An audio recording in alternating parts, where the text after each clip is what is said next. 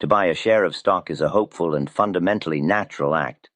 It is a bet on growth, on prosperity, on the inherent optimistic trajectory of human enterprise. The man who buys long is a partner in creation, a believer in the future. The public understands and applauds this man. But to sell a stock short to bet on a decline is to engage in an act that is seen as unnatural, cynical, and almost predatory. It is to be a critic, a bear, a man who profits from ruin. This is a business that the public will never understand and never forgive. And yet the master speculator, the man who seeks to profit from the market's every major swing, must be as comfortable on the short side as he is on the long. He must be in his thinking completely ambidextrous. For the great waves of the market move in two directions, and to ignore the great downward movements is to ignore fully half of the magnificent opportunities that the game presents. This, then, is an analysis of the most difficult, the most dangerous, and in the right hands, the most profitable of all speculative arts, the art of the short sale. It is a deep dissection of the unique and crushing psychological pressures that the short seller must endure, and an exploration of the iron-clad discipline required to survive and prosper in this most unforgiving of arenas. Jesse Livermore was and remains the undisputed master of the short side. He was the great bear of Wall Street, a man whose greatest and most legendary triumphs were born of his uncanny ability to correctly diagnose a market top and to have the courage to back his judgment with his fortune. His career is the definitive case study in the psychology of short selling. The principles and the profound psychological insights he developed were not born of academic theory, but were forged in the heat of the world's greatest financial panics. They are the hard-won laws of a man who faced the storm and emerged a king. The complete story of his education in this dangerous art is a central theme in the one indispensable text on the mind of a professional speculator. A link to that book, Reminiscences of a Stock Operator, now with a unique, detailed, chapter-by-chapter analysis from Max Davidson, is left in the description below this video. This new analysis is specially designed to make the timeless wisdom of the book powerfully relevant to the modern reader. To understand the psychology of the short sale, one must first confront the brutal and terrifying mathematics that govern it. This is the great and fundamental difference between the long and the short side, and it is the source of the immense psychological pressure that crushes the ordinary man. When a speculator buys a stock long, his risk is, by its very nature, limited. He may lose the entirety of his investment if the company goes bankrupt, but he cannot lose more than that. If he buys a stock at $10, the absolute maximum he can lose is $10 per share. The price cannot go below zero. The short seller, however, faces a different and far more menacing reality. His risk is, in theory, unlimited. He sells a stock short at $10, hoping it will go down, but there is no theoretical limit to how high that stock can go. It can go to 20, to 50, to 100, or even higher. With every tick upward, the short seller's loss deepens. While the long's loss is a finite number, the short's loss is an ever-expanding, terrifying void. This asymmetry of risk is the first and most important reason why the short side is a game only for the true professional. The man of iron nerve. This mathematical reality creates a psychological pressure that is unlike anything else on Wall Street. The speculator who is long a losing stock is often sustained by the gentle and seductive poison of hope. The speculator who is short a rising stock is subjected to the raw, visceral, and immediate emotion of fear. Every headline announcing good news for the company is a blow to his solar plexus. Every bullish rumor is a turn of the screw. He is at war not just with the ticker tape, but with the entire optimistic consensus of the world. He is the one man standing in the path of a stampeding herd. This pressure is most acute during the phenomenon known as a short squeeze. This is a speculator's nightmare made manifest. It occurs when a heavily shorted stock begins to rise, and the shorts are forced to buy back their shares to cover their positions and limit their losses. But this very act of buying only adds fuel to the fire. Their desperate buying drives the price even higher, which in turn forces more shorts to cover, creating a vicious, self-perpetuating, and explosive upward spiral. It is a financial instrument of torture, and it has broken many a good man. Beyond the risk of a squeeze, there is another, more subtle but equally dangerous aspect to the short sale: the critical importance of timing. On the long side, a speculator can be right about a stock's ultimate value and can afford to be early, buying it and waiting patiently for the trend to assert itself. On the short side, however, to be right too soon is often indistinguishable from being wrong. A speculator can correctly diagnose that a stock is dangerously overvalued, that a speculative bubble is ripe to burst. But if he establishes his short position too early, before the final manic blow-off phase of the bull move is complete, he will be wiped out by the rally long before his bearish prediction comes true. The market can remain irrational far longer than a short seller can remain solvent. The final convulsive rally at the end of a great boom is often the most violent of all. The short seller who steps in front of this move is a man who is attempting to stop a freight train with his body. The master of the short side must, therefore, be a master of timing. He cannot act on his analysis alone. He must wait with the patience of a saint for the market itself to give the final definitive signal that the top is in, and that the line of least resistance has finally turned from upward to downward. To act a single day too early can be a fatal error. With all of these immense risks and psychological pressures, why would any sane man ever choose to sell a stock short? The answer is simple. Because the rewards, when one is right, are faster, more violent, and more magnificent than anything that is ever seen on the bull side of the market.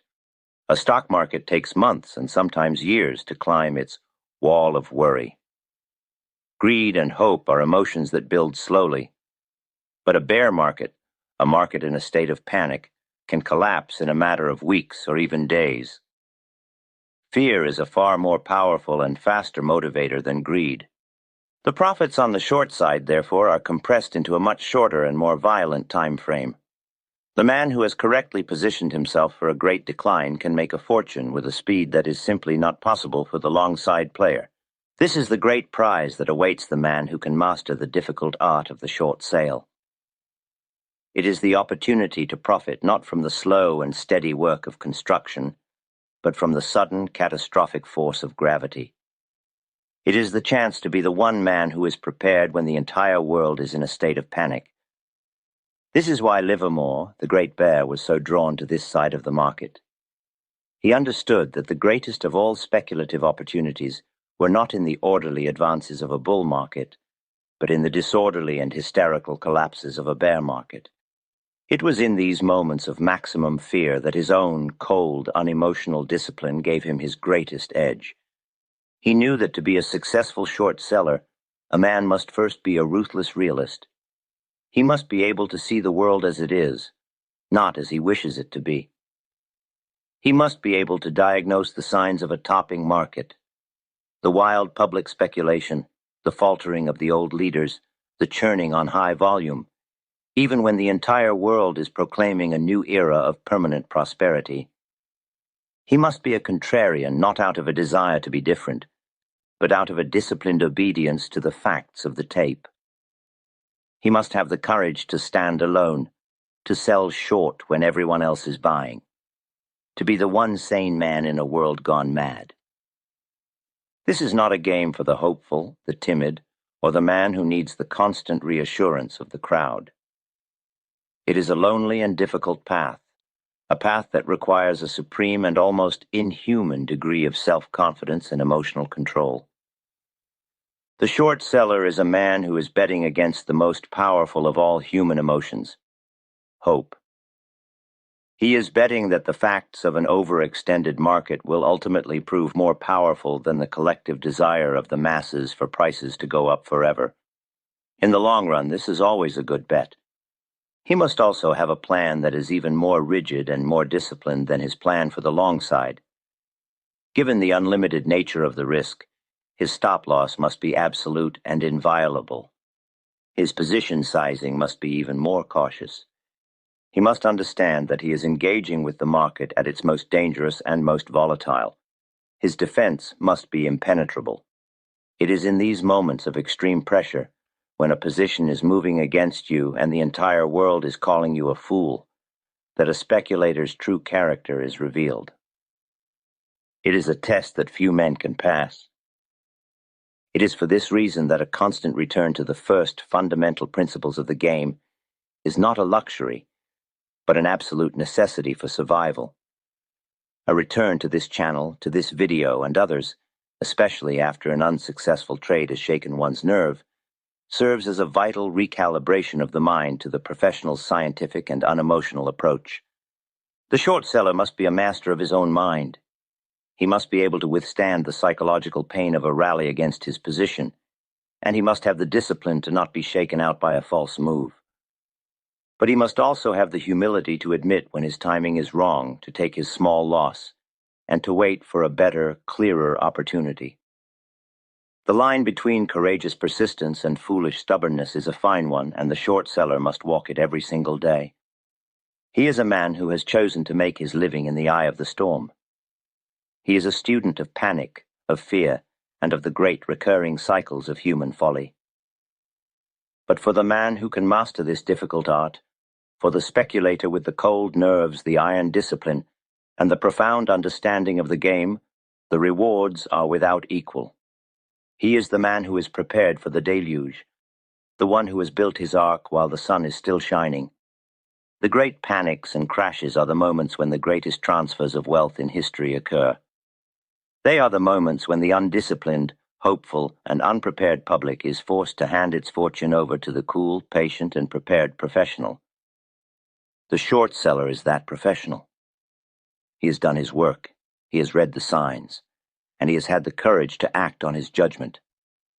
His great profit is not a matter of luck. It is the just and earned reward for his superior knowledge and his supreme emotional control. Having established the immense and terrifying risks of the short side of the market, one must then ask a logical and necessary question. Why would any sane speculator ever choose to engage in such a dangerous and unnatural act? The answer is as simple and as powerful as the risks themselves. Because in the great sweeping declines, in the moments of public panic and market crashes, the profits to be made are faster, more violent, and often far greater than any that are possible in even the most powerful of bull markets. The master speculator, the man who has trained his mind to be free from the common man's bullish prejudice, understands a fundamental truth about the market's emotional mechanics. A bull market climbs a slow and arduous wall of worry. It is a long campaign requiring months and years of patience. Greed and confidence are emotions that build gradually. A bear market, however, descends on a swift and slippery slope of hope. The driving emotion is not greed, but fear. And fear is a far more powerful, more immediate, and more primal motivator than greed. A market that takes 2 years to build can be torn down in 2 months. The great declines are not a time for fear for the professional. They are a time of supreme and unparalleled opportunity. It is in these moments of maximum pessimism, of widespread and hysterical liquidation, that the cool, detached, and well-positioned short seller reaps his greatest harvest. This is the great advantage of the bear. He is a realist, a man who has accepted the simple fact that financial gravity, like physical gravity, is a constant and powerful force. And when a market has been pushed to an unsustainable height by the foolish optimism of the crowd, he knows that the subsequent decline is not a possibility, but a certainty. Let us examine the great historical examples from the career of the master, the moments where this difficult and dangerous art was practiced to perfection, resulting in fortunes that became the stuff of legend. The first of these great triumphs was the panic of 1907. Livermore, through his patient and scientific reading of the tape, had diagnosed the profound sickness that lay beneath the surface of a seemingly prosperous market. The credit was overextended, the leaders were faltering, and the market was ignoring the clear danger signals. While the public and the lesser speculators were still caught up in the bullish enthusiasm of the old advance, he, in his characteristic solitude, began to build his great short line. He was a lone wolf, a man who had the courage of his own unpopular convictions. He was betting against the entire optimistic consensus of the world. His analysis was not based on a single piece of news or a single secret tip. It was based on his deep understanding of the market's internal condition. The tape was telling him a story of distribution, of weakness, of an imminent and violent readjustment. He listened to the tape and not to the hopeful chatter of the street. As the market began to crumble and then to collapse into a full-blown panic, his positions grew more and more profitable. He was not a man celebrating the ruin of others. He was a dispassionate scientist, watching with a calm and steely nerve as his great experiment in market diagnosis was being proven correct in the most spectacular fashion imaginable. The panic reached its crescendo. Banks were failing.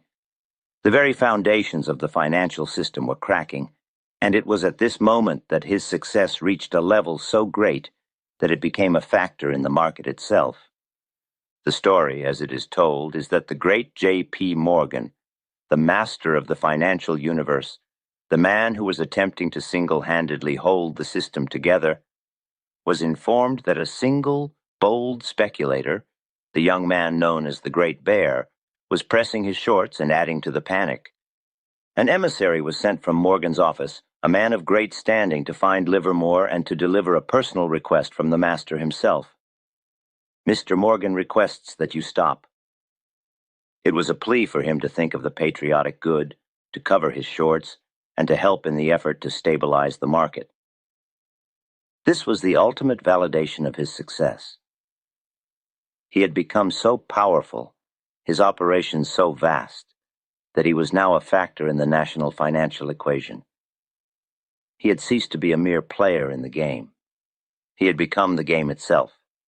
He honored the request, began to buy, and in doing so, helped to spark the rally that ended the panic. He had emerged a multimillionaire and a legend. His second and even greater triumph on the short side came more than 2 decades later. It was the culmination of his life's work, the single greatest speculative campaign in the history of Wall Street. This was his correct anticipation of the great crash of 1929. Again, the conditions were ripe. The 1920s had been a decade of unprecedented and increasingly reckless speculation. The public had been drawn into the market in a great hysterical wave. The old conservative standards of value had been abandoned in favor of a new delusional belief in a new era of permanent prosperity. Livermore, the realist, the student of history and of human nature, saw the signs of the great top being formed. He saw the wild speculation in low-priced, poor-quality stocks. He saw the great true leaders of the bull market begin to falter and churn on massive volume, a sure sign of distribution. He did not act at once. He knew the danger of being right too soon. He waited with his characteristic patience for the tape to give him the final, unmistakable signal that the great bull market was, at last, truly dead. He began to test the market, to send out small exploratory short positions in the old faltering leaders. When these probes showed him a quick and decisive profit, he knew his timing was correct. The line of least resistance had finally and irrevocably turned downwards. It was then that he began to build his massive short line, pyramiding his positions as the market began its first, sickening descent. His mind was not on the great fortune to be made.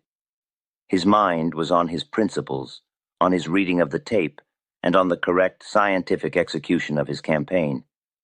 When the crash came in the black autumn of 1929, he was perfectly positioned.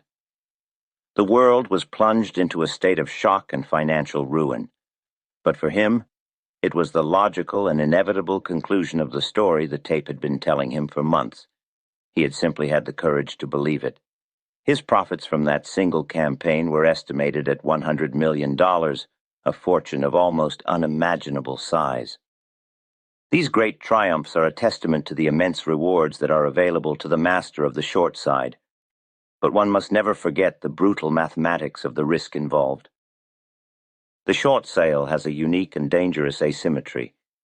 The maximum possible profit from any short position is 100%, and this is only achieved if the company goes completely bankrupt and its stock falls to zero. This is a rare and unlikely event. The potential loss on a short position, however, is theoretically infinite. A stock can, in theory, rise without any limit. The short seller is a man who is sleeping on a keg of financial dynamite. It is this mathematical reality that makes the short side a game only for the true professional, the man with the coldest of nerves and the most iron-clad of disciplines. The amateur, who is a creature of hope, cannot survive on the short side. The professional, who has banished hope from his toolkit and has replaced it with the hard science of risk management, is the only one who can. The stop-loss, which is a vital tool on the long side, becomes an absolute and non-negotiable lifeline on the short side. The man who sells short without a definite, predetermined, and immovable stop-loss is not a speculator. He is a madman. This brings us to the final and most important lesson. The art of the short sale can, in the right hands and under the right conditions, make a man a legend. It can produce a fortune with a speed and a decisiveness that is rarely seen in even the most powerful of bull markets. But it is a tool of such immense and dangerous power that it will utterly destroy the man who is not its complete and total master. It will exploit his every emotional weakness, his fear, his hope, his ego, with a swift and terrible finality. The speculator who would engage in this most difficult of all market operations must first have achieved a state of complete and total mastery over himself. His mind must be a cold, clear, and precise instrument, free from the fogs of emotion. He must have a proven scientific system of rules, and he must have the character and the discipline to follow those rules without the slightest deviation, especially when the psychological pressure is at its most intense. The short side of the market is no place for the amateur, the dabbler, or the hopeful gambler. It is the domain of the master, the final and most challenging arena in the great and unforgiving game of speculation.